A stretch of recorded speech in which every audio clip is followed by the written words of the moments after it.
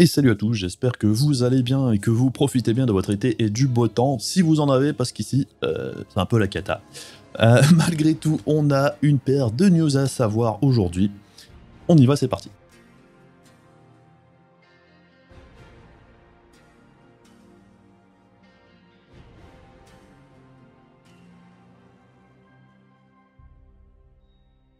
Alors les news, cette semaine, il n'y a pas eu tant de choses que ça à se mettre sous la dent, mais il y a quand même quelques trucs intéressants. Du coup, on commence avec Red Dead Redemption 2, donc l'update avec le DLSS qui va débarquer le 13 juillet, demain. Donc c'est plutôt une bonne nouvelle pour ce jeu-là, qui devrait bien profiter du DLSS dans certaines résolutions et sur certaines cartes graphiques. En passant, j'ai entendu dire, je sais plus où, qu'il y avait aussi un titre qui devrait intégrer le FSR, qui devrait débarquer assez rapidement, et qui inclut à la fois le DLSS et le FSR en même temps, donc ça devrait être intéressant pour pouvoir faire des comparaisons d'ici peu avec ce titre-là, je sais pas ce que c'est. Du coup, on va attendre d'en savoir plus.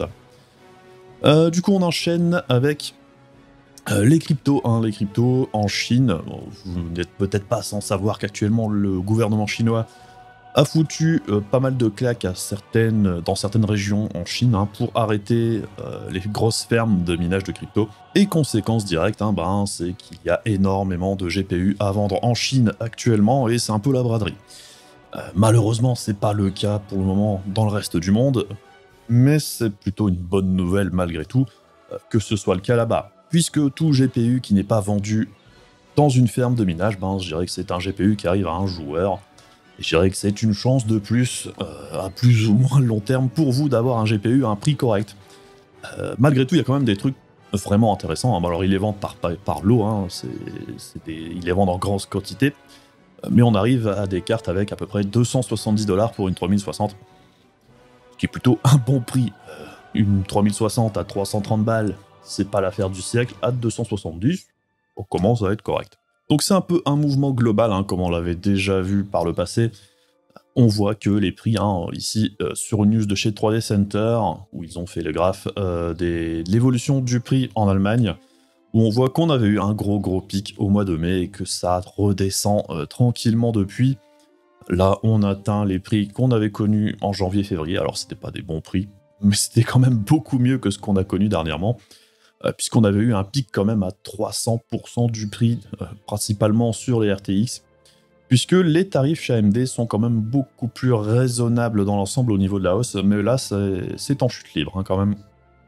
Donc on peut espérer une amélioration si tout se passe bien. Alors après, je sais qu'actuellement on entend aussi pas mal parler de cette histoire de conteneurs et de ports en Chine, où c'est un peu la congestion. Quel impact ça aura sur les approvisionnements pour la rentrée et pour la fin de l'année, ça reste difficile à dire. Je pense qu'il faut attendre avant de tirer des conclusions, avant de voir, parce que les problèmes de transport au niveau approvisionnement de GPU, c'est pas nouveau, ça fait depuis l'an dernier. Je pense quand même que le gros facteur qui faisait qu'on avait beaucoup de mal à trouver du GPU, c'était principalement le minage de crypto. En enlevant déjà cette partie-là, je pense que même si problème de transport il y a, on ne devrait pas retrouver une situation comme on a eu ici avec des prix à 300% au-dessus du prix normal. Et on continue avec un peu la situation globale, toujours au niveau fabrication de composants, avec TSMC qui apparemment a augmenté ses revenus par rapport à l'année dernière de 20%. 20%, c'est quand même énorme, et ça veut aussi dire que TSMC fabrique toujours plus. Alors il y a des pénuries, il y a des problèmes, ça c'est certain, mais ça n'empêche pas qu'il y a quand même énormément de choses qui sont produites et fabriquées. Donc, je dirais que la pénurie et les difficultés de fabrication, c'est une chose. Et le plus gros problème, encore une fois, qui fait qu'on ne trouvait pas de matériel, principalement au niveau des GPU, c'est aussi grandement le minage, comme je le disais juste avant. Et on enchaîne avec Samsung et son 5 nanomètres. Alors le 5 nanomètres, c'est le futur procédé de fabrication qui sera utilisé pour faire normalement les prochaines RTX de chez Nvidia, et apparemment pour l'instant les rendements ne sont pas très bons puisqu'on indique que c'est moins de 50% de puces valables sur les lignes de prod actuellement. Alors ça veut pas dire que ça va pas être réglé d'ici à ce que les prochaines RTX soient en fabrication, Mais ça veut bien dire que ce sera pas pour cette année, hein, tout simplement. De toute façon, c'est pas prévu, mais on voit que le process de fabrication n'est pas prêt encore pour une fabrication de puces de GPU qui sont assez massifs et complexes à fabriquer. Donc, évidemment, ça paraît logique du coup qu'il n'y ait rien cette année et que ce soit reporté à l'année prochaine.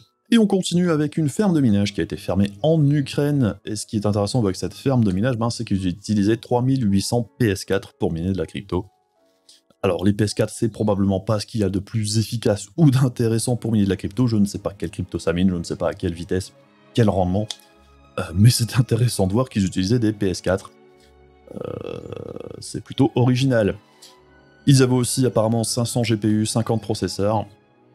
Et ce qui fait que cette ferme était rentable, très probablement, c'est qu'ils étaient connectés au réseau d'électricité de façon illicite. Donc en fait, ils ne payaient pas l'électricité. Et évidemment, quand on ne paye pas l'électricité, tout est rentable. On pourrait même miner avec une calculatrice que ça vaudrait le coup. Autre news insolite, c'est des processeurs Intel qui sont passés de façon illicite à la frontière chinoise pour de l'importation en Chine, puisque bon, les processeurs Intel chez nous sont plutôt simples d'accès, il n'y a pas vraiment de problème d'approvisionnement à ce niveau-là, mais par contre ils sont difficilement trouvables dans certaines régions du monde apparemment, ce qui fait qu'il y avait des personnes qui essayaient de passer ça de façon illicite. Alors après, je vous avouerai que avoir des processeurs comme ça, enrouler le cellophane autour des jambes, c'est peut-être pas forcément le truc le plus discret. Je sais pas comment il s'est fait choper le mec, mais c'est plutôt intéressant de voir la façon dont ils ont essayé de faire ça. Malgré tout quand même, 304 processeurs pour une valeur de 123 550 $. Il y avait du matos sur une personne. Ce qui est intéressant, c'est que ça pourrait pas être des processeurs AMD, j'imagine mal des processeurs AMD transportés de la sorte. Pourquoi à cause des pins, tout simplement. Vu que les pins ne sont pas sur les processeurs Intel, ça rend la chose assez simple à transporter sans trop de risques. Par contre, se trimballer des processeurs AMD en bulk comme ça, emballés un petit peu à l'arrache, ça sera un petit carnage en bout de course, je pense. Et on continue avec une news qui fait assez le tour en ce moment, c'est qu'NVIDIA prépare des RTX Super en série 3000 pour les PC de portable pour l'année prochaine. Alors à première vue, ça paraît un petit peu débile quand on regarde ça, encore une déclinaison en plus des puces actuelles, mais c'est pas si simple que ça, quand on y regarde de plus près. En fait, on s'aperçoit que c'est pas le GA104 qui est utilisé jusqu'ici pour les RTX de PC portables. Donc le GA104, c'est nos 3070 de bureau, les 3060 Ti, et sur les PC portables, c'était la 3080 du coup, qui avait un nom assez tendancieux, puisque bon, sur les PC de bureau, la 3080 a des performances largement supérieures à cette 3080 mobile.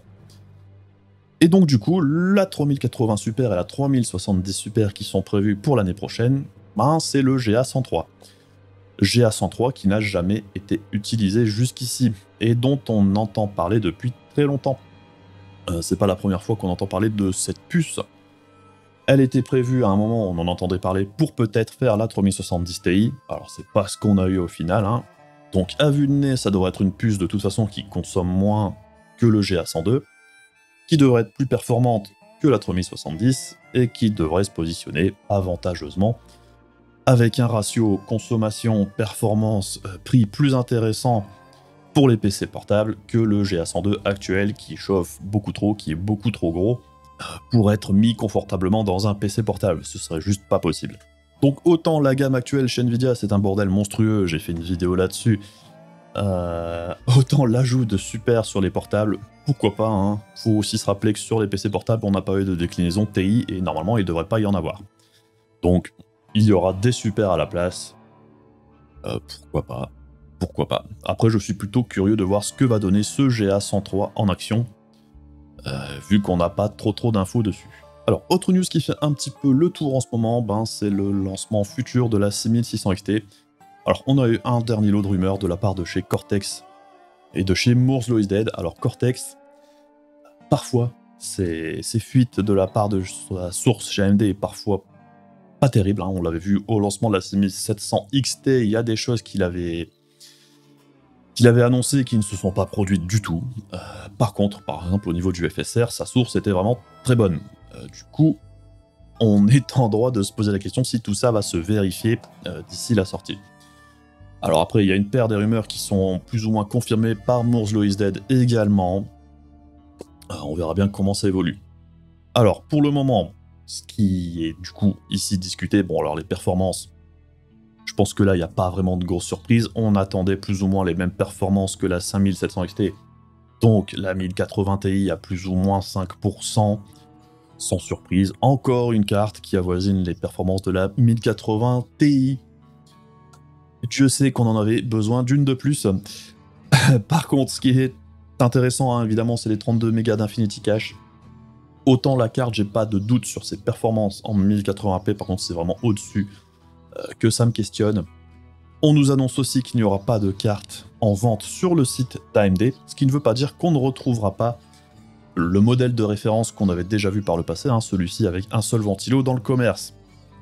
Puisque par exemple Sapphire, Gigabyte ou d'autres marques, MSI également, hein, ont vendu déjà par le passé des modèles de référence qui étaient exactement les mêmes que ceux qu'on retrouvait sur le site d'AMD, sauf qu'ils les vendaient plus cher. Donc uniquement des modèles des partenaires d'AMD et pas de vente directe sur le site d'AMD, ce qui est un petit peu dommage, puisque c'est généralement là que sont les meilleurs prix. Et en parlant de prix, hein, ce qui fait le plus parler actuellement, c'est qu'il y a un tarif supposé de 399 $.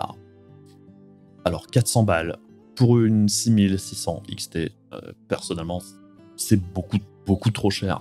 La gamme 600 chez AMD, généralement, c'est plutôt le milieu de gamme, milieu bas de gamme.